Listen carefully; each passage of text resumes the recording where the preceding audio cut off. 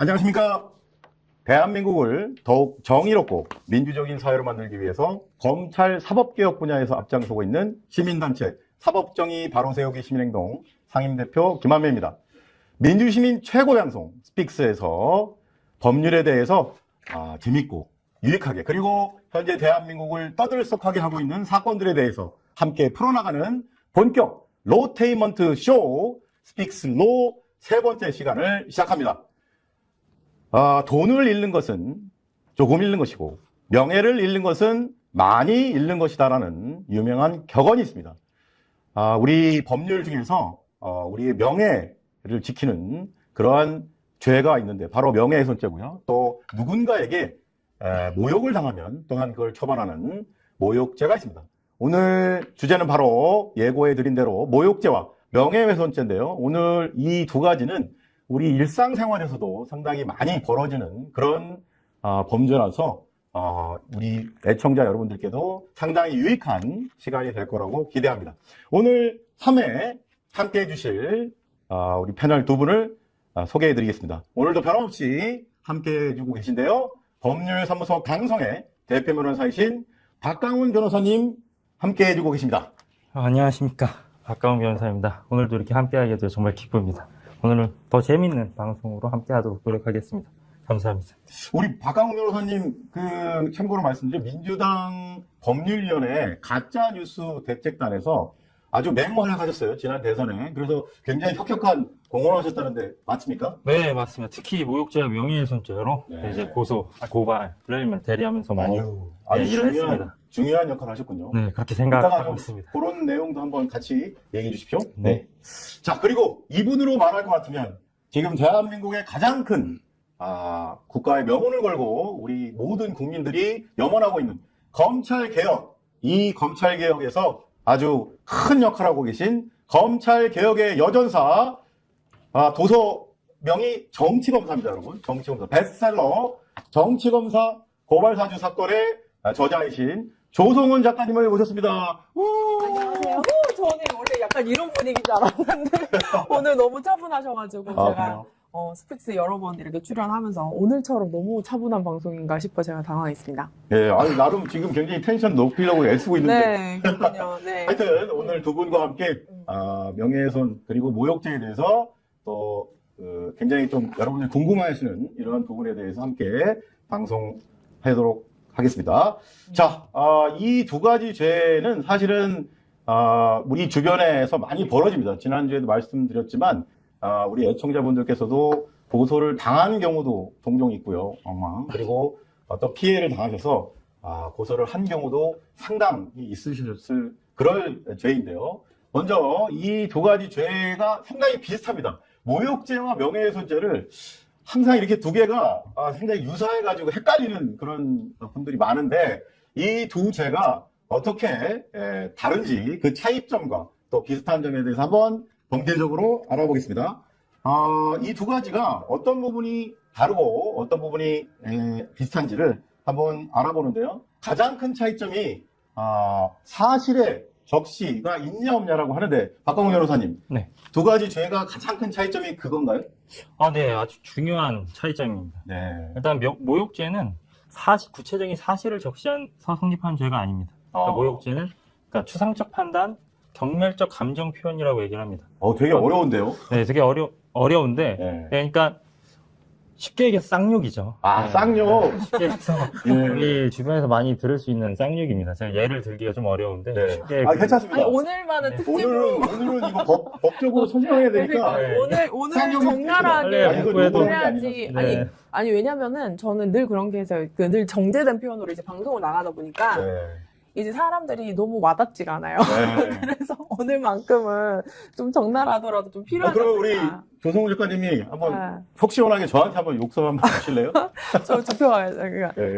왜냐면은 저는 오늘 이렇게 정말 많은 분들 중에서 저 오늘 세 분의 역할 중에서 피해자지 않을까 싶어요. 왜냐면 저는 거의 리박스콜이 집단적으로 달았나 싶을 정도로 4년 전에 고발사주 사건 때 당시에는 누구죠? 그 명태균과 김건희가 모의를 한 것도 아, 이제 드러났죠. 네네네. 이제 박지원과 엮어서 죽이면 된다라는 식으로. 고발 사주 때. 네, 그거를 하고 나서는 전부 다 이제 저에게 이제 이상한 그 허위 기사도 정말 맘대로 올리고, 그러면서 그 기사가 한 하루에 몇백 개 나면 그 기사마다 몇천 개씩 달리는 거예요. 그래서 제가 그때 당시에는 고소를 못했던 것도 사실 그 수십만 건이 되는 거죠. 그래서 이제 제가 뭐 명예라는 감정이 왜 필요한지 그 전에 모르고 살았는데 사회적으로 매장을 시키려고 하는구나 이런 네. 생각을 정말 많이 악플이. 네, 악플이. 네. 그리고 그게 굉장히 집요하고 특히나 어떤 우리 정당에서 이렇게 법률위원회에서 이제 맹활약을 하셔서 아실 텐데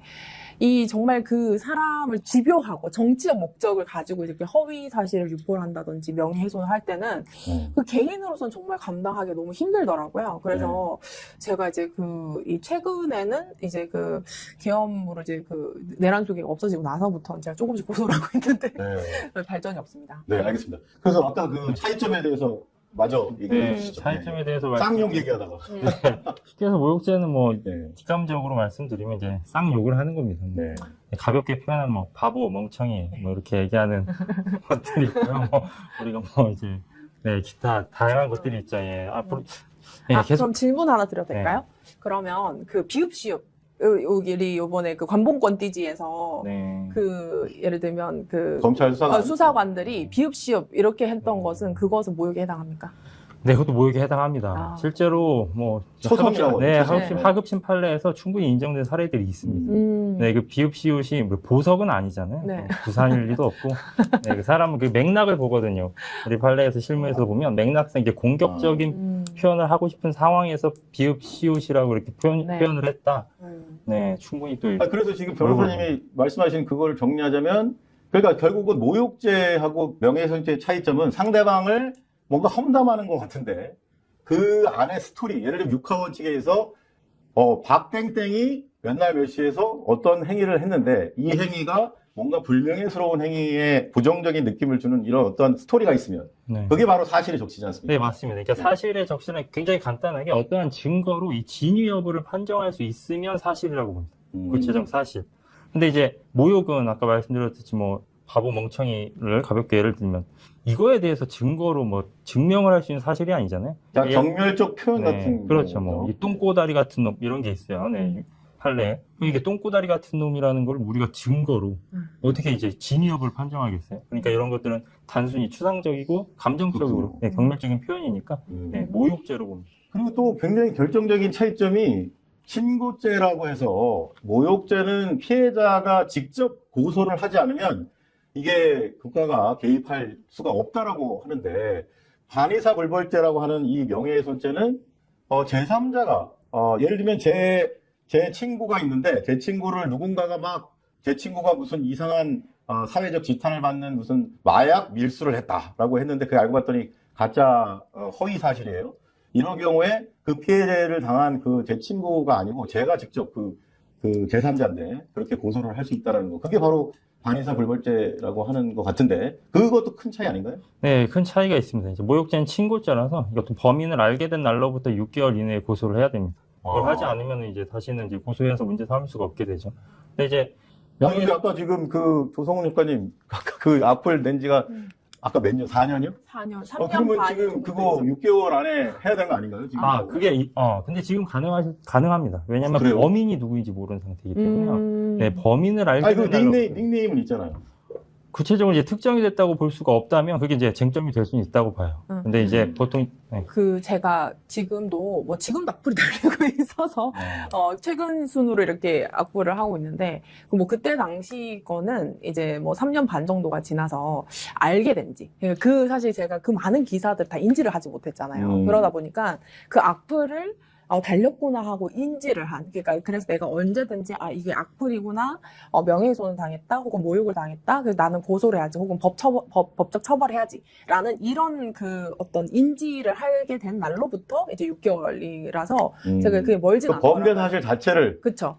범죄를 한 날부터 몇 년, 이건 이제 공소시효, 그리고 고소할 수 있는 것은 이제 인지를 하고 몇 개월, 이런 식으로 되어 있어서. 그럼 이제 최근에 알게 된 거라서 여전히 모욕죄로 그렇습니다. 고소가 가능하겠네요. 네, 그런 것들은 이제 고소를 하고 있는데, 저번 그 탄핵 전에는 이게 사실 명백한 모욕을 넘어서 너무 추잡한 댓글들이에요.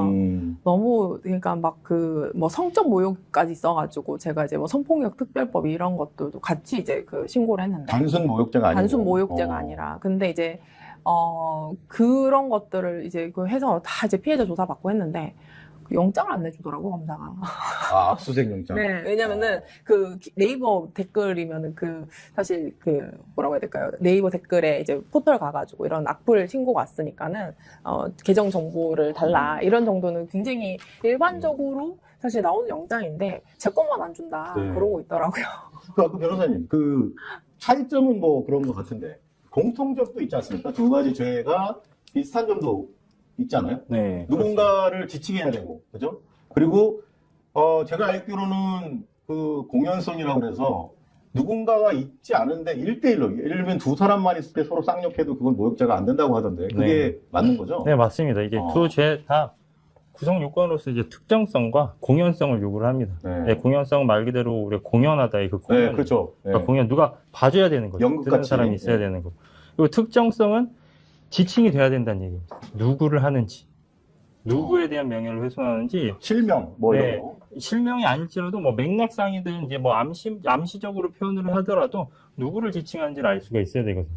이게 되게 적나라하게 뭐 예를 들어 드린다면 이제 모욕죄에 있어서 특정성이 문제가 돼서 특정성이 없다 그래가지고 무죄가 선고된 사례가 있어요. 그러니까 어떤 거냐면 네, 이건 어쩔 수 없이 제가 표현할 수밖에 없을 것 같습니다. 판례를 읽는 겁니다. 네, 판례를 읽는 겁니다. 네. 저는 평소에 이런 욕을 절대 하지 않습니다. 법조관 맞으니까 하셔도 돼요. 네. 오늘 특집이니까. 통하느라 하는 점을 네, 네. 분명히 말씀드리겠습니다. 그러니까 아이씨 이렇게 찰진데요. 아, 더 실망인데요. 그 정도 가지고 지금 귀여워하셨습니까? 네, 이렇게 표현을 했는데 이게 무죄가 됐습니다. 왜냐? 특정성이 조각된 겁니다. 아, 그러니까 누구한테 했는데 그거를? 네, 이렇게 된 거지. 이게 재밌는 게 에서 그쳐서. 아. 그러니까 이라는 게 이게 기분 나쁜 걸 표현한 거에 불과했다. 이게 누구를 감정적 표현. 네, 지칭해서 표현하기보다는 그러니까 특정이 안 돼 있었다는 거예요. 그러니까 예를 들어서 놈 이렇게 표현을 하면 이 놈자 때문에 지칭이 돼서 모욕죄가 성립할 수 있습니다. 네.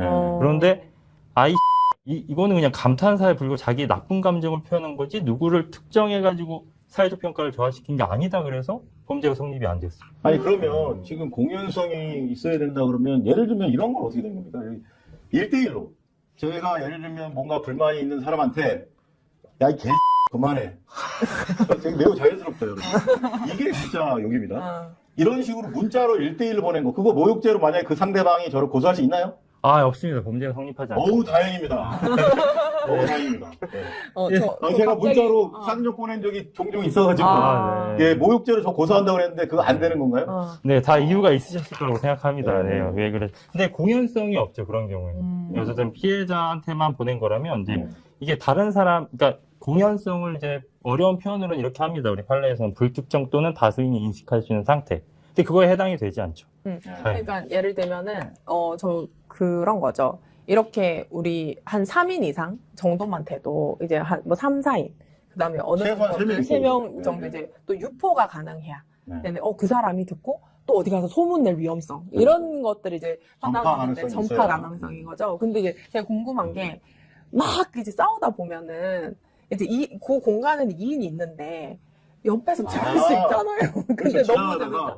가끔 이런 거 있잖아요. 그러니까 고성으로. 네, 고성으로 막 싸우는데 너무 재밌어. 그래서 이렇게 듣다 보면 어머 쟤 저랬대 뭐 이런 것도 있잖아요. 뭐 불륜이라든지 아니면 뭐 여러 가지 왜 듣고 싶은 정도로 이제 굉장히 이제 흥미진진한 싸움들 있잖아요. 그렇게 됐을 땐 그 공연성 인정이 되나요? 그러니까 객관적으로는 이제 공연성이 인정되는 상황이지만 여기서는 이제 공연성으로 고의가 조각될 것 같아요. 그렇죠. 왜냐면 이제, 들으라고 하는 게 네, 아니구나. 다른 사람들이 인식할 수 있는 상태라는 것을 이제 가해자가 모욕을 하는 사람이 인식을 못했잖아요. 그걸 알고선 그런 상황인 걸 인식하고선 했어야 이제 고의가 인정이 되는데 그렇군요. 그래서 고의가 조각될 것 같습니다. 그 또 한 가지 중요한 게 지금 사실적시에 대해서 좀 이게 되게 좀 모욕죄하고 그 차이인데 전에 이런 사건이 있었어요.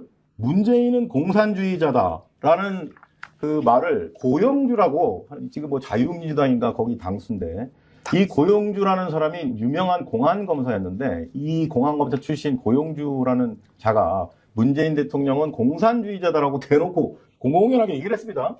자, 그런데 이게 놀랍게도 대법원까지 가서는 결국 무죄가 확정이 되고 말았어요. 그러니까 문재인 대통령 보고 공산주의자라고 칭했는데 이게 명예훼손죄가 성립이 안 됐습니다. 이 결국은 사실적시가 아니고 단순한 의견 표명이라고 해서 대법원이 무죄를 줬는데요. 이게 실제로 사실적시라는 거하고 의견 표명이 경계선이 좀 모호하지 않습니까, 조 작가님? 물론 이제 이런 부분은 있습니다. 특히나 이제 문재인 대통령 같은 경우에는 이제 이제 그 통치를 하는 그 대통령으로서 사실 많은 이제 정치적 비난과 이런 것들 어느 정도 감수하면서 이제 국정 운영을 할 그런 책임자이기 때문에 훨씬 더 그런 이제 완화되는 거죠. 근데 아마도 이제 그래서 이제 뭐 공산주의자다라고 하는 것이 사실 공산주의자 그 자체가 뭐 나쁘다 좋다의 개념은 아니잖아요. 자기는 욕이라고 생각하긴 했겠지만 대한민국에서는 공산주의자 그러면 좀 부정적 의미지. 부정적 의미가 있는 거지. 뭐 즉시 뭐 쌍욕 이런 건 아니었지 않을까라는 생각을 하고 있고요. 그러니까 근데 이제 만약에 이런 거죠. 뭐 이제 문재인은 빨갱이 새끼다. 뭐 이런 식으로 했다든지 아니면 훨씬 더 이제 왜 북한에서 내려와서 뭐 이런 정도로 이제 더 구체적인 모욕과 더 특정한 이제 뭐 쌍욕을 섞어서 했다면은 혹은 이제 그 뒤에 조금 더 그러니까 적절하지 않겠죠. 그러니까 굉장히 그 공산주의자다가 명백하게 비난을 하고, 그 다음에 모욕을 하고, 그리고 그게 뭐 타인으로부터, 저 사람이 얘기를 하는 것이, 문재인 정말 공산주의자가 맞는가 보다. 이렇게 착각할 수 있을 정도의 뭐 내용은 아니었다. 이런 거 같습니다. 그렇습니다. 전원님, 지금 실무에서 많이 취급을 하시는 사건 중에 명예훼손죄로 고발 당한 사람도 있고 고소하는 사람도 있잖아요. 매우 많죠. 네. 아까 지금 얘기한 대로 이거를 수사기관의 숫자가 너무 많고 사건이 많다 보니까 일하기 싫어가지고 이걸 그냥 뭐라고 이렇게 쭉 이렇게 허위로 이렇게 비방한 것 같은데 이거를 의견의 표명이라고 판단을 해서 그냥 이렇게 사건을 없애려고 하는, 종결하려고 하는 그런 좀 경향성이 두드러진다는 말을 제가 들었는데 실제로 경험을 해보실 때 그런 좀 수사기관들이 조금 한마디로 일하기 싫어서 많은 사건들이 좀 자기들이 일을 처리하다 보니까 이런 식으로 그냥 이것은 단순 의견 표명이라고 해서 이렇게 사건을 종결하는 경우가 좀 많이 있나요? 네, 많습니다. 저도 그 부분에 실제로? 공감합니다. 이게 사실적시와 의견 표명이 사실 엄격하게 이론상으로는 구분이 돼야 되는데 그렇지 않고 아까 작가님 말씀하신 것처럼 이제 경계가 애매하고 판단하기가 좀 어려워서 그러다 보니까 수사기관에서 의견 표명이라는 쪽으로 더 무게를 많이 두는 경우가 많습니다. 제가 이거는 경험담이에요. 제가 몇 개월 전에 이제 그 피해자 조사를 받고 왔었는데 참 제가 그 피해자 명예훼손. 명예훼손과 이제 모욕을 같이 이제 고소를 하면서 이제 했었는데 저한테 읽어보라고 하더라고요. 육성으로. 수사관이. 그러면서 왜 읽어보라고 그랬어요? 그러니까 어디가 자기가 도대체 모르겠다는 거예요. 근데 이제 예를 들면 이런 겁니다.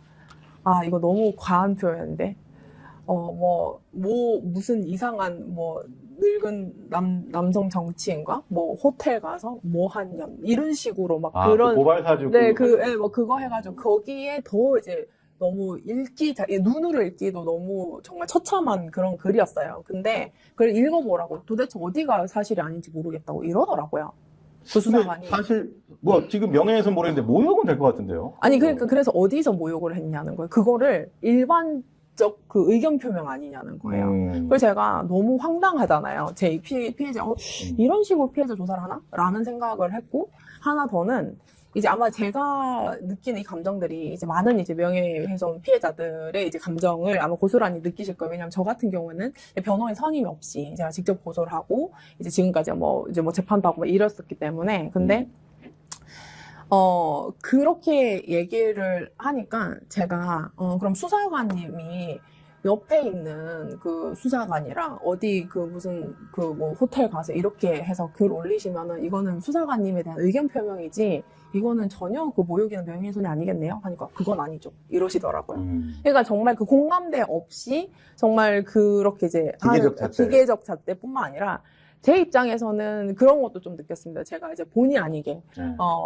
어쨌든, 뭐, 공적인 어떤 직업이 있는 건 아니지만, 공적 직책이 있는 건 아니지만, 제가 어쨌든 중공인에 가까운 뭐 유명인, 내지는 공인, 뭐, 이렇게 되어 있는데, 알려진 사람도 이런 태도로 얘기를 한다면, 정말 일반인 같은 경우에는 얼마나 더 이렇게 함부로 될까라는 생각이 들더라고요. 네. 아까 잠깐 조 작가님께서 하셨는데, 공연성만으로는 부족하다라는 게 있어요. 그러니까 한마디로 그 공연성 제3자가 그 현장에 있어야 되거나 듣거나 해야 되고, 전파 가능성, 아까 그 얘기 나왔는데, 그 전파 가능성도 있어야 되지 않습니까? 이 명예훼손죄 성립 요건으로? 아니, 이거는 공연성이라는 요건을 필요로 하잖아요. 네. 근데 공연성, 이 공연이라는 거는 불특정 또는 다수인 인식할 수 있는 상태인데, 네. 이거를 직접적으로 인식하냐, 아니면 직접이 아니라 간접적으로 한 사람한테 얘기했을지라도 전파가 돼서 다른 사람도 인식할 수가 있는 상태냐, 이 두 가지로 이제 학설이 나뉩니다. 그러니까 직접 인식설과 전파 가능 이론이라고 이 두 개지로 나뉘어요. 그러니까 직접 인식은 말 그대로 여러 사람이 있는 데서 해야 되는 거고, 그때 바로 여러 사람이 직접 인식을 하는 경우가 공연성이 인정된다, 이렇게 보는 주장이고, 전파 가능성은 단 한 사람한테만 얘기했어도 이 사람이 비밀을 지키지 않고 누군가한테 전파할 가능성, 위험이 있다. 그러면 이마저도 공연성이 있다라고 해서 공연성을 더 넓히는 이론이죠. 그러니까 우리나라는 법원에서 전파 가능성 이론을 받아들입니다.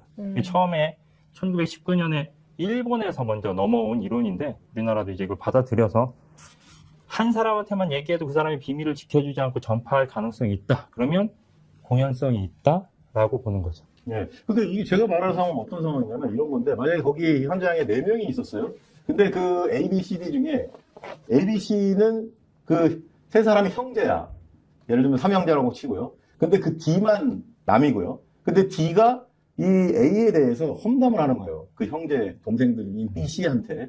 근데 그 B, C가 그 A 형에 대한, 큰형에 대한 그런 그 이상한 이야기들을 들었다고 해서 남에게 퍼뜨릴 가능성이 적지 않습니까? 네. 근데 이런 경우에는 그 D가 이 B와 C의 큰 형인 A의 험담을 해도, 비방을 하더라도 이게 유포될 가능성이 거의 없어서 명예훼손죄가 성립이 안 된다는 그런 판례가 있다고 들었는데, 그게 맞나요? 네, 맞습니다. 정확합니다.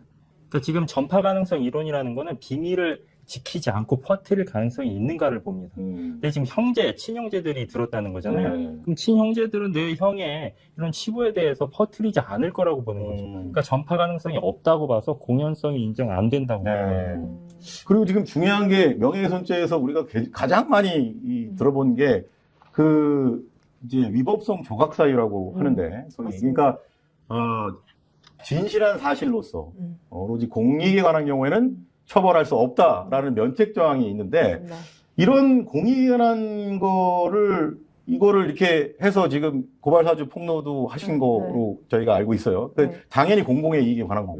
그리고 지지난주에 그 검찰개혁 청문회에서 여러 가지 이제 얘기를 하시면서 그 외에 녹취 관련돼서도 얘기하시고, 이희동 차장검사 관련해서 이거를 이제 국회에 폭로하셨는데, 국회의원이 아님에도 불구하고 이런 명예훼손에 관련돼서 조금 저는 걱정이 된 게, 고위급 검사를 상대로 해서 이런 폭로를 하면 이 상대방이 명예훼손을 고소하면 어떡하나라는 좀 걱정이 들기는 하거든요. 근데 이 모든 게 이제 쉽게 말하면 위법성 조각 사유에 해당하는데, 그런 부분에 대해서 우리 대한민국에는 이제 소위 말하는 사실 역시 명예훼손이 존재하잖아요. 이런 부분에 대해서 이렇게 폭로하시고 하면서 공익을 위해서 명예훼손으로 좀 많이 이 고소도 당하고 하셨는데, 이런 부분에서 명예훼손죄 전반에 대해서 좀 어떻게? 저는 명예훼손으로는 고소를 당한 적이 없었던 것 같아요. 그래요? 네, 오히려 무슨 이상한 단체에서 무슨 국정안보 위반 이런 걸로 했지, 저를 이제 명예훼손이라는 부분은 하지 않았고요. 그리고 예를 들면 이런 겁니다. 제가 뭐 폭로라는 단어를 좋아하잖아요. 왜냐면 제가 이제 공익신고를 할 때 기사를 먼저 나갔지만 그 기자들에게는 저는 이제 증거가 없었고, 저 혼자 이제 증거를 갖고 있는 그 상태에서 대검찰청의 감찰기관이죠. 감찰부에다가 이제 공익신고 절차를 모두 마치고 나서 제가 포렌식까지 다 했어요. 왜? 제가 그렇게 말씀드렸습니다. 그 당시에도, 이게 어쨌든 저 사람들은 저를 찾아내려고 할 거다. 그러면 이게 저를 그러면 그 다음은 제가 정당 생활 오래 했잖아요. 제가 네. 뭐 최고위원도 하고 이렇게 뭐 공천심사위원도 하고 했었기 때문에 제가 이제 그 다음 뭐 메신저 공격을 할 것이다. 그래서 메신저 공격을 하면서 이 사실관계를 무너뜨리려고 할 것이다. 그렇기 때문에 하루빨리 저와 이 객관적인 이 증거들과 분리를 시켜야 된다 해서 제가 공익신고하는 그 바로 다음에 다 증거를 다 제출하고 포렌식까지 다 끝내고 나서 제가 JTBC에 나가서 이제 제가 공익신고자다 이렇게 밝힌 거죠. 그렇기 때문에 뭐 하물며 김웅도 명예훼손으로 고소를 저를 못했고요. 그래서 저는 이제 뭐 그런 거보다 그냥 계속 틀었죠. 그 당사자 통화를, 김웅과 통화, PD수 저번에 제공하고 네. 계속 틀었는데, 그렇습니다. 이제, 왜냐면은 자기들의 범죄를 밝히는 건데, 아, 이게, 그럼요. 예, 이런 부분들에 대해서 뭐 저를 이제 명예훼손으로 고소를 한다? 심지어는 한동훈 씨도 저를 명예훼손으로 고소를 못했어요. 네. 되게 재밌는 거는, 제가 그 고발사주 당시에 제가 이제 많은 이제 TV 프로그램 나왔지 않습니까? 그러면, 그때 아마 뭐 황희석 변호사님도 계셨고, 이제 그 아마 강효정 그 지금 청와대 대변인이 대통령실 대변인께서 진행자였어요. 네. 그러니까 거기에서 주제가 고발사주 사건이었는데, 저 빼고 다 고소를 한 거예요. PD까지. 누가요? 한동훈 씨가. 한동훈이? 네. 조성원 작가님만 빼고? 그러니까, 네, 저만 빼고. 희한하네. 네, 그래서 참 저는. 고소왕이 왜 조 작가님만 그러니까요. 뺐어요? 저를 지금도 제가 이제 늘, 저가 오히려 이제 한동훈, 윤석열, 김건희 등을 이렇게 계속 이제 그 고발사주 사건 관련으로 이제 고소를 하고, 고발하고 하지만, 유독 그 한동훈 씨는 이제 제가 뭐 채널A 사건부터 시작해서 뭐 수사부 기록이랑 뭐 이런 것들을 제가 공익신고 과정에서 다 이제 준비하면서 알았던 내용들을 방송하고 하더라도, 그러니까 뭐, 그런 거죠. 네, 사실에서 자기가. 예, 저는 진실의 힘이라고 생각합니다. 지금 방금 말씀하셨지만, 진실한 사실로서 공익이 관한 경우에는 이것은 우리 형법에도 면책 조항이기 때문에 기본적으로 처벌할 수가 없습니다. 그러니까 그걸 너무나도 잘 아는 검사 출신 한동훈이 잘 알기 때문에 고소를 하지 않았던 것 같은데, 네. 변호사님, 이거가 허위 사실은 근데 이거를 적용할 여지가 없지 않습니까? 네, 가짜니까, 가짜 뉴스는. 이런 허위성, 그러니까 이것이 진실한 사실이다. 내가 말하는 것이, 내가 폭로하는 이 내용이 또는 보도하는 이 내용이 진실하다라는 거. 그래서 만약에 혹시 상대방이 나를 갖다가 명예훼손으로 고소하더라도 이 허위성, 이게 진실하다는 거를 입증하면 되는데, 이거를 보통 명예훼손죄는 보통의 범죄에서는 검사가 범죄를 입증하는데, 이 명예훼손죄는 검사가 입증 책임이 있는 게 아니라 그 피의자한테 입증 책임이 있다고 하는 거 맞습니까? 네, 일단은 맞습니다. 일단은 맞는데 우리 판례가 그렇게 보고 있습니다. 이거 이제 형법 제310조에 해당되는 유법성 조각 사유에 해당되는지 여부에 대해서 이제 행위자, 피고인 측에서 증명을 해야 된다. 이런 뭐 거짓 책임의 전환 법칙이라고 하는데 이거를 인정하고는 있습니다. 근데 이 부분에 있어서는 약간의 오해가 좀 있긴 해요. 네. 왜냐면 이게 유법성 조각 사유에 해당이 되지 않는다라는 것까지 원래 검사가 입증해야 되는 게 맞아서 이 경우만 특이하다고 볼 수도 있겠는데, 근데 사실은 다른 범죄 같은 경우는 일반적인 위법성 조각 사유들만 있지 이렇게 특별한 게 더 있지는 않거든요. 그런데 이 명예훼손 같은 경우에는 추가적으로 위법성 조각 사유가 하나 더 있는 거죠. 하나 더 있고, 이거는 또 허위가 아니고 진실한 사실로 명예를 훼손했다고 볼 수 있는 뭐 307조 제1항이 일단 적용되는 상황에서 진실성 여부를 그 피고인이 입증하는 게 이렇게 어렵지가 않은 상황입니다. 그러니까 공공의 이익에 부합한다라는 점만 조금만 소명하면은 충분히 뭐 입증이 됐다고 볼 수 있고, 이때 입증은 검사가 입증하는 것처럼 엄격한 증거에 의해서 입증하는 게 아니라 일반적으로 이제 구성 요건에 해당된다는 걸 검사가 입증하면 자동적으로 이제 위법성까지 추정이 됩니다. 이게 이제 형사법 일반 원칙인데, 그렇게 추정되는 거를 깨트리기만 하면 되는 정도의 입증이어서 이게 뭐 피고인 측에서 검사가 해야 되는 입증 책임을 부담한다라는 논리는 아닙니다. 아니 근데 허위 사실을 알고, 그러니까 허위 사실 역시 명예훼손이라는 게 허위 사실이고 기본적으로 한마디로 가짜 뉴스죠. 그리고 그게 가짜인지를 그 행위자가, 그러니까 퍼뜨리는 사람이 알고 해야 된다.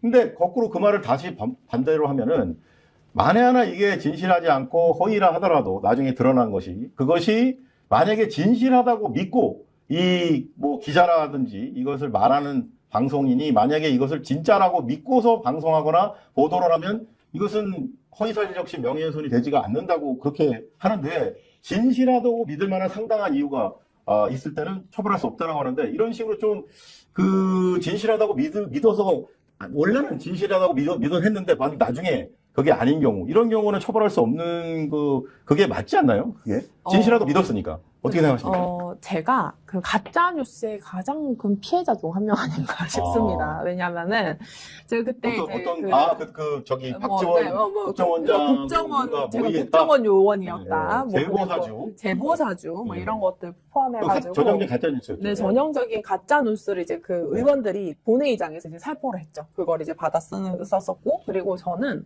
어떤 일까지 있었냐면, 사실 이 고발사주 사건이 김웅을 처음 만났었던 자리에 모 언론사 사장이 있었어요. 우리가 생각하는 조중동 중에 하나의 사장이었습니다. 언론사 사장이 네, 거기에 그 자리에서 있었어요. 그러니까 그 언론사가 정말로 가짜 뉴스를 대놓고 쓰더라고요. 예를 들면 제가 이런 겁니다. 국정원 CCTV, 저기 서울역 근처에 엄청 많은 그 자리에서 앉아가지고 처음 만난 사람한테 제가 국정원 CCTV를 다 바꿔준다고 그랬대요. 근데 동석자가 있었는데 전혀 그런 사실이 없고 아니라고 했어요. 그러면 제목이 조성은, 국정원 CCTV 개항 이렇게 해요.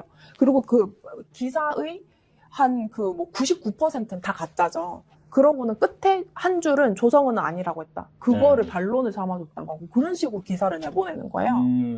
그러니까는 근데 그거를 반론을 받아줬다면서 그거를 무슨 언론중재위원회라든지 아니면 이렇게 고소 대상이라든지 그 처벌이 굉장히 황당할 정도로 이제 제가 이제 법 조치를 아직 안 했지만은 저는 지금 그때 나왔던 모 기사들은 이제 대놓고 이제 너무 노골적인 거. 왜냐면 또 그 중에 한 군데는 기자가 전화 왔어요, 저한테. 전화 와가지고 고발 사주를 딱 터지니까 원래 그 매체 소속에서 저랑 친했던 기자였습니다. 친했던 기자였는데 야,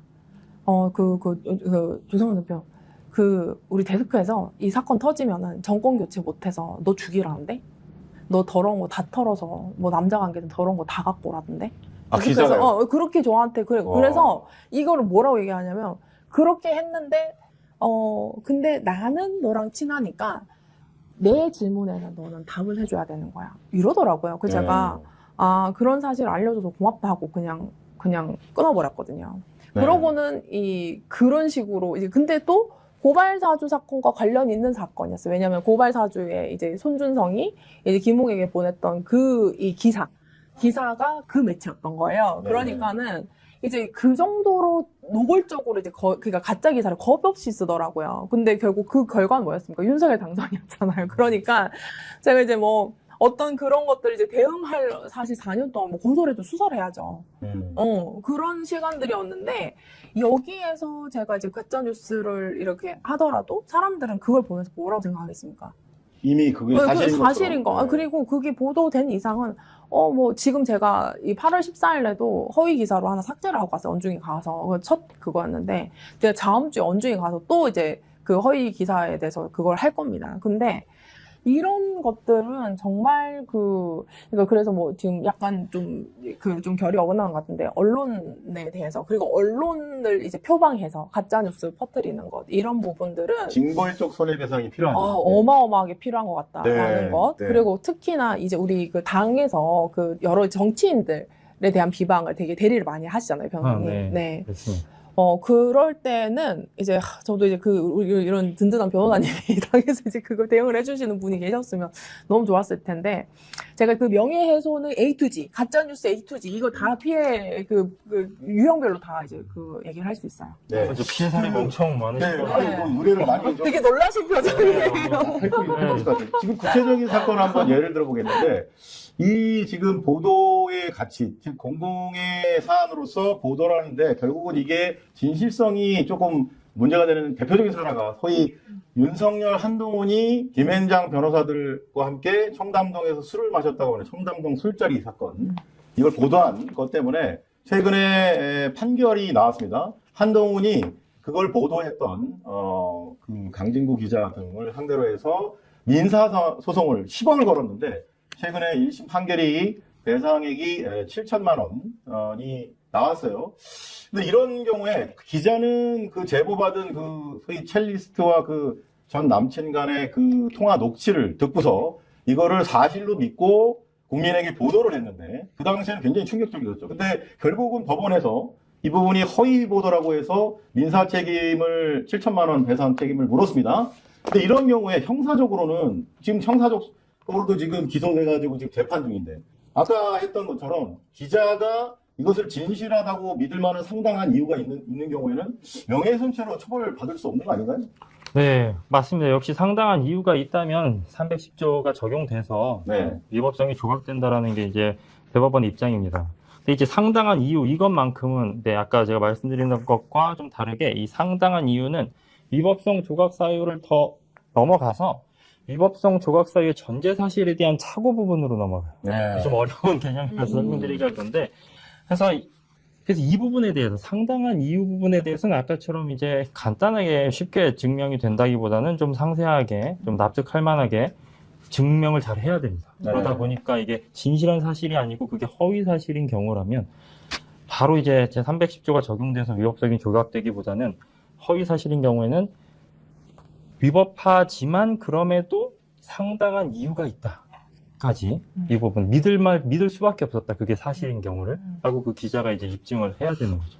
아니 근데 그 진실하다고 믿을 만한 상당한 이유가 매우 주관적인 느낌이 드는데 예컨대 지금 뉴스타파 같은 경우가 그런데 뉴스타파에서 대선 그 며칠 전에 이 부산저축은행 수사를 윤석열이 덮었다라는 취지의 그 녹취를 폭로를 해가지고 굉장히 그때 파문이 일어났는데 결국은 윤석열이 당선되고 난 후에 윤석열 정권에서 뉴스타파에 대해서 무자비하게 압수수색을 하고 탄압을 합니다. 그러니까 그거를 진실하다고 믿을 수밖에 없는 그런 녹취가 있었어요. 그 신앙님과 그 김만배 간의 녹취를 그거를 근간으로 해서 뉴스타파가 보도를 했는데 이거를 진실하다고 믿을 만한 상당한 이유가 있는데도 불구하고 이게 그 기준에 미치지 못한다고 해서 윤석열 검찰이 뉴스타파를 탄압하는 그 도구로 삼았는데 이런 식으로 정치적으로 아주 그 정권의 비판적인 보도를 하는 언론이나 그 상대방을 탄압하기 위해서 진실하다고 믿을 만한 상당한 이유를 아주 주관적으로 해서 매우 엄격하게 하는 이런 식으로 하면은 이 명예훼손죄가 좀 정권의 탄압수단으로 악용되지 않습니까?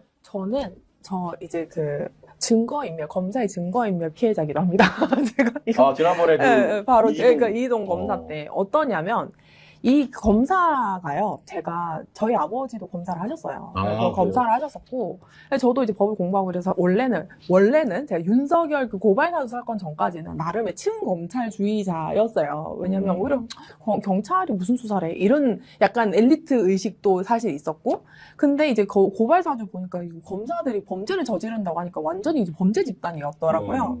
그리고 이제 제가 어떤 거냐면, 아까 말씀하셨듯이, 일단은 이제 그 피의자 상태에서 피고인으로 넘어가는 건 검찰의 이제 수사 단계 있지 않습니까? 그러면은, 제가 이런 부분이에요.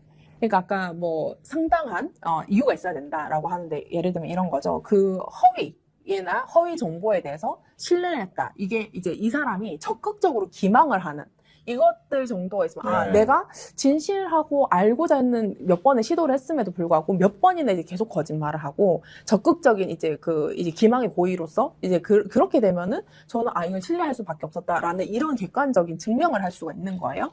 근데 제가 이건 지금 항소를 해놨는데 어떤 상황이었냐면 대질신문을 한 거예요. 대질신문을 했습니다. 대질신문을 했는데 이 사람이 그 대질신문자가 저한테 막 욕을 하면서 근데 이제 예를 들면 이런 거예요. 그 명함에다가 수기로 뭐 사무총장 땡땡땡 이렇게 적어 놓은 거예요. 지금 말씀하신 사건이 어떤 사건인 거죠? 뉴파티 그때 이제 그 지난 그 검찰 개혁 공청회 때 그러니까 그건 이제 무슨 사건인 걸 다 떠나서 일단 대질신문에서 어떤 정도로 있냐면 대질신문에서 수기로 뭐 어떤 단체 사무총장 땡땡땡 이 사람이 없는 사람이었던 거예요. 그래서 검사가 대질신문을 하면서 왜 이렇게 이 사람 없는 사람이던데요? 라고 하니까 이 사람이 조성은 이 X는 잘 안 믿어서 의심이 많아가지고 이렇게 거짓말하면 안 믿는다고 그래서 가짜로 적었다는 거예요. 그거를 대질신문하고 있는 사람이 대질신문하고 있는 사람이 근데 저는 그거를 그날 알았던 거죠. 근데 그거를 검사가 당사자 동의에 의해서 녹음을 하고 있었어요. 그 대지신문을. 녹음 파일 없앴잖아요. 그거 없었어요. 네. 아, 그 그리고 증거인멸이네요. 그 증거인멸, 왜냐면 녹음했다는 거를 그 재판에서 그 증인신문한테 이 당사자가 실토를 한 거예요. 그래가지고 제가 이제 그래서 그 검사를 공적 고발을 했어요. 근데 그 당시에 그런 정황을 제가 다 설명을 하고 했더니만은 그 검사 뭐라고 했는지 아십니까? 자기 형사 그 생활 몇 년 했는데 나 유죄만 왔어요? 유죄만 들었어요? 이러더라고요. 네. 그래서 제가 하지 않은 것을 하지 않았다는 거 소명하는 건 굉장히 어려운 일이지만 이런 그 대질신문뿐만 아니라 수많은 전원 억지로 저는 충분히 소명했다고 생각합니다. 이렇게 얘기를 했거든요. 그러니까 뭐라는 줄 아세요? 자신 있으면 대법원 가서 부대 받으세요. 이러더라고요. 근데 적어도 그걸 뭐 다투고 싶어 그러니까 그때 그 이해동 차장이 그 했던 그 얘기니까 약간 느낌은 있었죠. 근데 거기에서 뭐라고 하냐면 최소한 그런 기소를 하더라도 증거인멸을 하면서 기소하면 안 되는 거 아니에요. 그렇죠. 근데 이런 짓까지 제가 당했어요, 변호사님. 진짜 완전 그 거의 관계할 일입니다. 네, 그 정말 그러면서 일본으로 바로 도망갔어요. 네. 검사가. 네. 정치검찰의 만행이 끝이 없는. 네, 그래서 그래서 있습니다. 제가 조금 제 이야기를 섞으면 좀 더 이해가 편할 것 같아서 그래서 아마도 그 신앙님 그 당시 이제 위원장이랑 뭐 김만배 씨 통화라든지 이런 것들을 아무리 다 보고 검사가 그냥 기소시키려고 하면은 제가 알았어 이러고 그냥 하는 거예요. 그렇죠. 재판에서 그거라는데 네, 근데 맞습니다. 우리 그 누구시지? 뉴스타파 같은 경우에는 저처럼 혹시나 이제 수많은 이제 대질신문이나 조사 과정에서 증거인멸 한 거 없는지 이걸 잘 살피셔야 됩니다. 그 남부지검이거든요. 관봉권 띠지 이번 증거인멸 그 사건 때문에 난리가 났잖아요. 그 이동 검사가 했는 그 팀이거든요. 그러니까는 지금 최근에 박주민 의원이 그 사실 적시 명예훼손죄가 두 가지입니다. 사실을 적시해서 명예훼손이 되는 경우, 또 하나는 허위 사실. 허위의 사실을 적시해서 명예훼손이 되는 두 가지인데 그 중에서 사실 적시 명예훼손죄를 폐지하는 법안을 발의했어요. 예를 들면 누군가가 실제로 한 건데 이거를 유포하는 것이 그 사람한테 부정적인 내용. 예를 들면 A라는 사람이 뭐 불륜 관계에 있는데 이 A라는 사람이 뭐 고위공직자도 아니고 또 연예인도 아니고 그냥 평범한 사인이에요. 근데 이런 경우에는 여전히 그 피해자가 어떻게 보면 큰 타격을 입는데 이렇게 좀 그 사실적시 명예훼손이 없는 경우에는 일반 국민의 경우에는 좀 피해가 예상이 되는데 이거를 폐지하는 거에 대한 좀 부작용이 좀 예상이 되는데 어떻습니까, 변호사님? 네.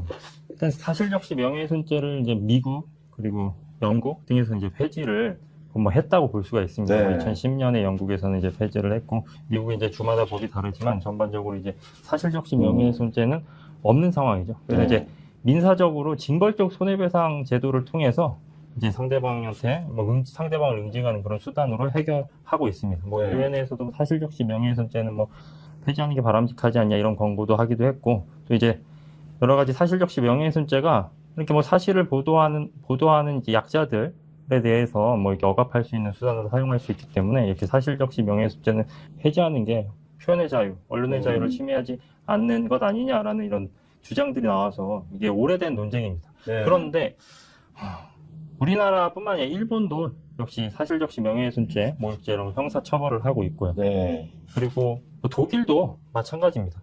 독일도 역시 명예훼손죄로 처벌을 하고 있습니다. 네. 그래서 프랑스도 마찬가지고. 사실적시 명예훼손. 네, 그렇습니다. 근데 또한 더 재밌는 건 독일은 모욕죄에 있어서 네. 공연성을 또 요구하지 않아요. 그래요? 네, 이게 되게 1대1로 높게 네, 놀라운 일인데 우리나라는 이제 공연성을 요구하기 때문에 일본도 그렇고 프랑스도 그렇고 공연성을 요구하기 때문에 아까 우리가 같이 논의를 했던 것처럼 전파 가능성, 이제 다른 사람들이 인식해야 되고 인식할 수 있는 가능성이라도 있어야 되고 이래야 이제 공연성이 인정돼서 모욕죄가 성립하는데 아까 말씀하셨던 거로 문자로 어떤 쌍욕을 욕설을 보냈어요. 네. 그래 그런 경우에 1대1이라면은 이 사람 받은 사람 말고 다른 사람이 본 적이 없다 그러면은 이거는 모욕죄가 성립 안 합니다. 우리나라에서는 공연성을 요구하니까. 그러니까 잠깐 여기 걱정이 되는데 오늘 방송을 보시고 제가 평소에 그 불만 있는 사람에게 지금 문자로 쌍욕 보내시면 안 됩니다, 여러분. 오늘 방송에서 이게 죄가 안 된다는 걸 들으시고, 그래? 1대1로 문자로 쌍욕 보내는 건 모욕죄 처벌이 안 되라고 해서 지금 당장 전화기 들고 계시면 안 됩니다, 여러분. 이 말씀 꼭 드리고 싶네요. 네, 민사상 손해배상 책임은 지시기 때문에 네, 주의하셔야 됩니다. 그러니까 재밌는 게 우리는 이제 외부적 명예를 보호법익으로 보고 있습니다. 그러니까 외부거든요. 그럼 다른 사람이 인식해서 우리의 체면과 평판, 명예가 이렇게 실추되냐 이걸 보는 건데 이제 독일은 명예 감정입니다. 그러니까 명예 감정이다 보니까 1대1로 욕설을 해도 모욕죄가 공연성을 인정하지 않으니까 이렇게 심한 욕설을 한다 이러면 이제 그 명예 감정을 침해할 수 있기 때문에 오히려 모욕죄가 성립하는 게 되죠. 아니, 조 작가님은 어떻게 사실적시 명예훼손 폐지에 대해서 어떻게 생각하십니까? 찬성하시는 편인가요? 저는 사실적시 명예훼손 당해본 적이 없어서 다 허위 명예훼손을 당해서 근데 그런 겁니다. 저도 이제 정당에 있었고 그다음에 이제 어쨌든 뭐 공적인 일에 있을 때는 사실 어느 정도 이렇게 평가를 받을 수밖에 없잖아요. 네. 근데 사실 저 같은 경우에도 사실이 아닌 것들이 다 지금 나와가지고 이제 막 그런 것들이 막 하는데 그래서 약간 우리 변호사님도 그런 생각 하시지 않나요? 얘 사실이야. 기분은 나빠. 이런 표현 오늘은 좀 러프하게 하겠습니다. 약간 쪽팔려. 그렇지만 막 이걸로 허위사실 명예훼손 말고는 사실적시 명예훼손으로 고소하는 그 즉시는 그 사실이라고 인정을 하는 게 돼서 그냥 사실은 더 이제 조금 그렇잖아요. 왜냐면 그 정치인들은 그냥 뭉개고 넘어가려고 하는 그것도 고소고발이 잘 하지 않는 이유도 그런 부분이 있잖아요. 그러니까 사실적시 명예훼손이라고 하면은 그 자신의 비위 사실이나 이런 것들이 사실 폭로되는 경우가 많은데 사실적시 명예훼손이면 인정을 하는 거가 되니까는 오히려 여차하면은 자기가 더 큰 범죄나 이런 걸로 이제 엮일 수 있으니까는 약간 대응을 하지 않는 무대응이 약간 가장 최상의 대응이다. 이런 게 있는 것 같아요. 근데 제가 생각하는 것도 그렇습니다. 이게, 그러니까 공인으로서의 영역을 보는 거 말고, 그냥 약간 개인, 약간 아파트 반상회, 이 정도에서, 그 단위에서 보면은 가장 이해가 쉬울 것 같은 게, 예를 들면은, 이혼을 했는데, 바람을 펴서 이혼을 했는데 맞았어. 여긴 피해자야. 근데 맞은 게 이제 피해자지만 누구한테는 조롱처럼 얘기를 할 수도 있잖아요. 네, 그러면은 이 사람이 남편이 바람도 폈는데 폭력도 행사해가지고 이혼당했어 이 여자 이렇게 되면은 그거는 사실은 사실적시 명예훼손인데 이것이 이 사람의 그 명예 감정은 얼마나 상처를 입었나 이렇게 볼 수 있거든. 그래서 약간 공인과 약간 사인이가는 조금 구별할 수 있다라는 거고 그리고 이제 그 사실적시 명예훼손도 그냥 이제 그런 거죠. 예전에 비투라든지 여러 가지들이 있었지 않습니까? 그러니까 그것이 그냥 어떻게 보면 이 사람의 사회적인 어떤 모든 것들 다 무너뜨리려고 이렇게 그걸 다 이렇게 하다 보니까 그 취지가 조금 좀 안 좋을 때는 그 처벌 가능성도 좀 있지 않을까? 우리 변호사님 판례는 어떤가요? 아니 지금 실제로 제가 그거를 말씀드리려고 그러는데 제가 지금 배웠던 로스쿨에서 가장 대표적인 사례가 뭐냐면 사실적시 명예훼손이 이런 경우가 있었어요. 비슷한데 남편이 바람을 외도를 했습니다. 그래가지고 상간녀 회사에 찾아가서 이 아내가 1인시 같이 거기서 해요. 근데 이 상대방 상간녀가 당연히 자기 회사 와서 이렇게 하니까 그거를 명예훼손으로 고소를 했습니다. 그러니까 이런 경우에는 아까도 말씀드렸지만 조 작가님 말씀대로 고위공직자나 연예인은 어떤 자신에 대한 부정적인 실제 진실이라 하더라도 부정적인 내용이 공익성이 있기 때문에 이게 좀 통용되는데 이런 일반 국민의 경우에 그런 상황이 벌어지면 사실적시 명예훼손 외에는 사실은 그거를 구제받을 길이 없기 때문에 그렇다면 이제 폭력으로 그래서 조금 이제 사실적시 명예훼손을 폐지하는 데 대해서 좀 신중할 필요가 있다고 저는 생각하고요. 마지막으로 동감합니다. 진짜 사실적시 명예훼손죄가 지금 선진국에서는 이게 폐지한다. 우리도 표현의 자유를 위해서 폐지해야 된다. 이런 의견들이 굉장히 많은데 분명히 말씀드리지만 해외 선진국이 다 그렇지 않습니다. 독일, 프랑스 절대 그렇지가 않아요. 일본까지 해서 영미권 국가에서 지금 그런 겁니다. 이거 분명히 구분을 지어야 되고 아까 말씀드린 것처럼 그리고 독일, 프랑스 이쪽에서는 또 이제 모독 그러니까 뭐 과거에 역사가 또 있어요. 독일 같은 경우는 뭐 유태인에 대한 뭐 학살 이런 것들이 또 있고 뭐 혐오 발언, 혐오 차별 이런 것들에 대해서 굉장히 엄격하게 다루기 때문에 그런 혐오 발언, 모욕 이런 표현, 명예를 실추시키는 거에 대해서 굉장히 엄단합니다. 그래서 우리가 그런 그러니까 표현의 자유를 중시하는 나라가 이제 미국이다 보니까 그러니까 미국 기준으로만 바라본다면은 뭐 이런 표현의 자유가 더 큰 가치라고만 볼 수가 있는데 우리 헌법 제21조에서도 표현의 자유가 보장되지만 타인의 명예를 훼손하는 것까지는 허용이 안 된다고 밝히고 있어요.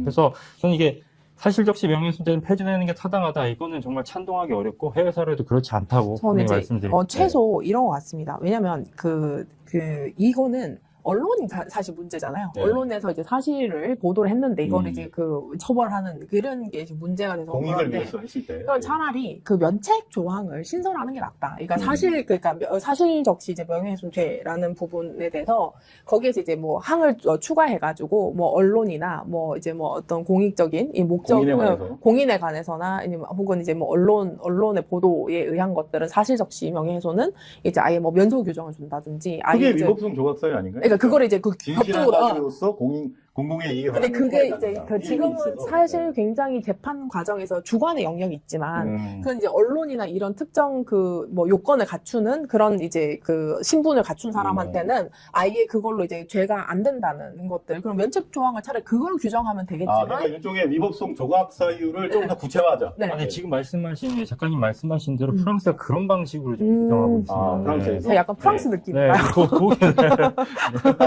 것 같습니다. 감성이 느껴지는. 이게 독일도 역시 그렇거든요. 뭔가 고인과 사인을 달리 취급하고 그걸 조금 세밀하게 분류해서 취급을 합니다.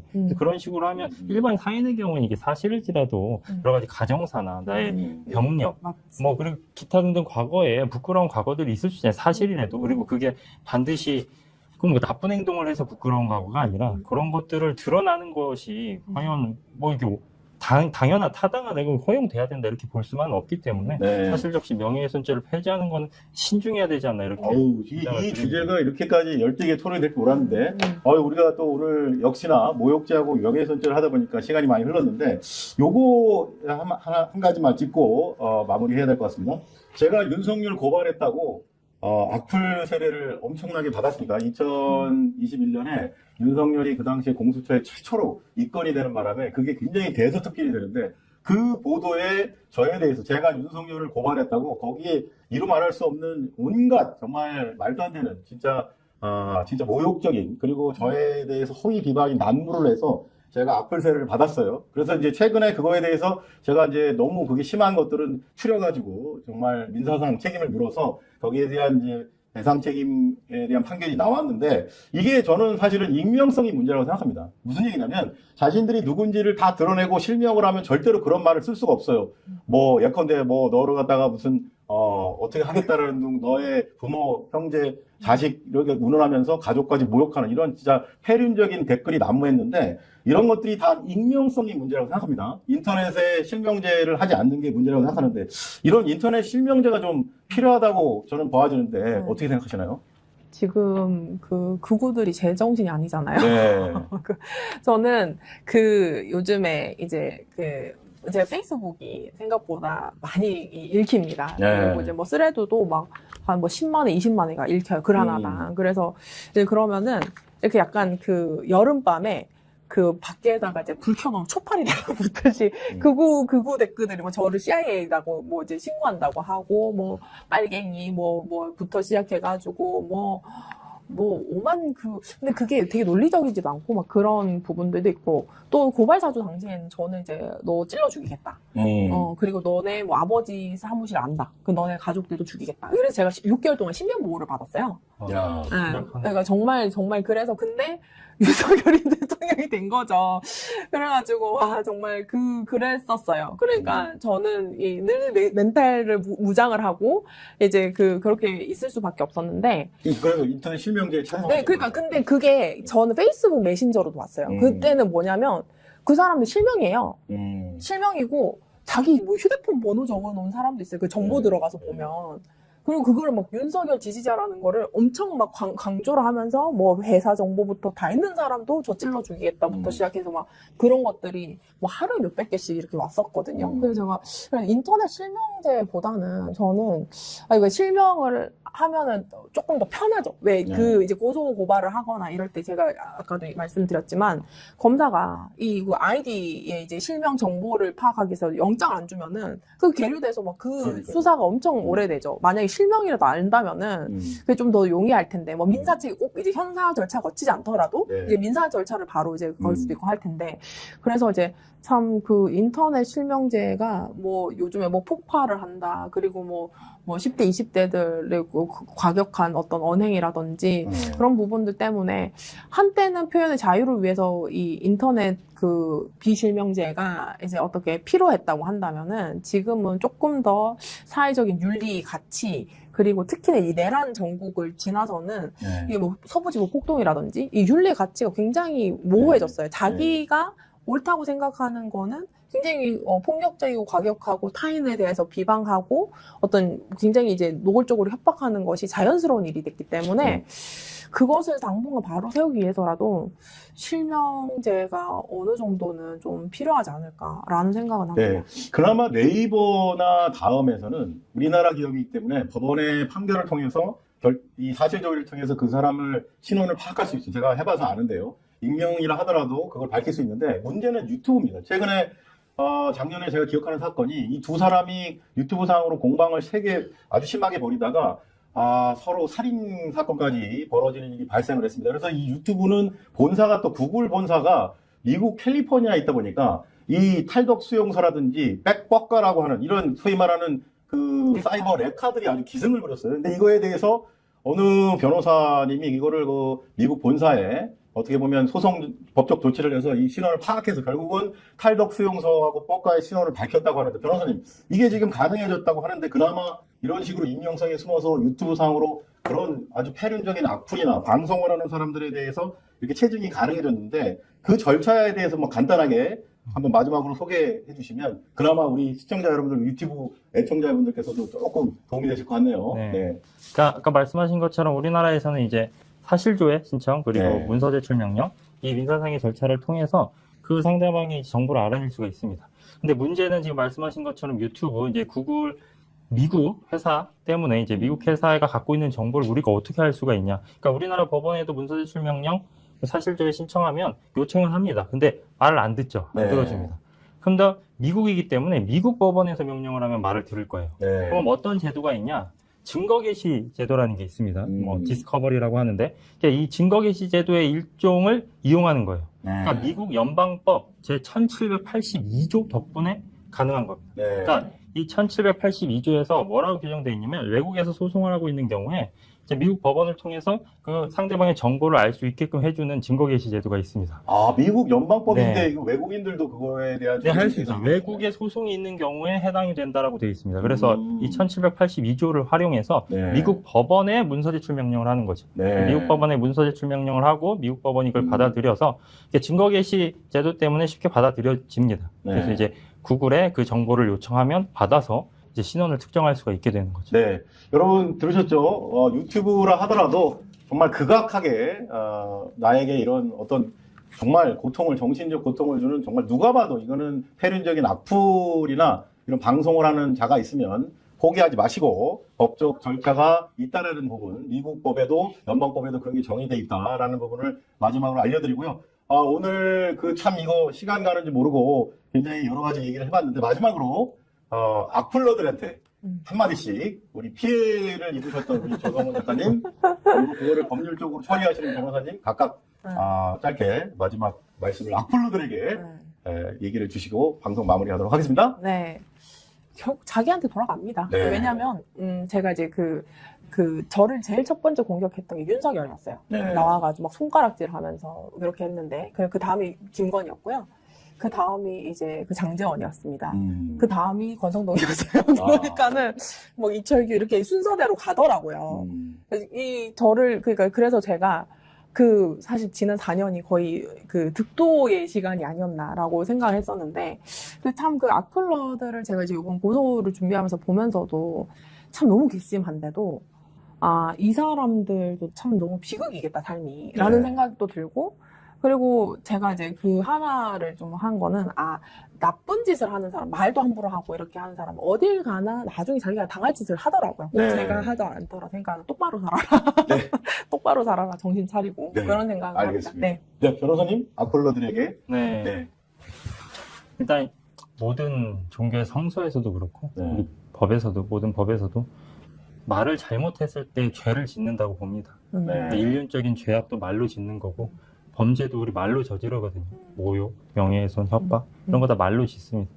이게 악플 하나가 사람을 죽일 수도 있고 사람에게 그렇죠. 큰 상처를 맞습니다. 주고 네. 삶을 무너뜨릴 수도 있습니다. 네. 대단한 엄청난 폭력이 아닐지라도 사실 더 심한 폭력이 이제 언어 폭력일 수도 있거든요. 네. 그래서 이 말이라는 것을 누군가의 상처를 주고 사회적 평가를 훼손하는데 결코 사용하지 않으셨으면 좋겠습니다. 이 악플러들. 그럼 악플러들 방금 아까 말씀드렸지만 익명도에 숨기 어려워졌습니다. 네. 이제 법적 절차를 통해서 끝까지 추적해서 찾아내서 엄중한 민형사상 책임을 묻게 할 수 있습니다.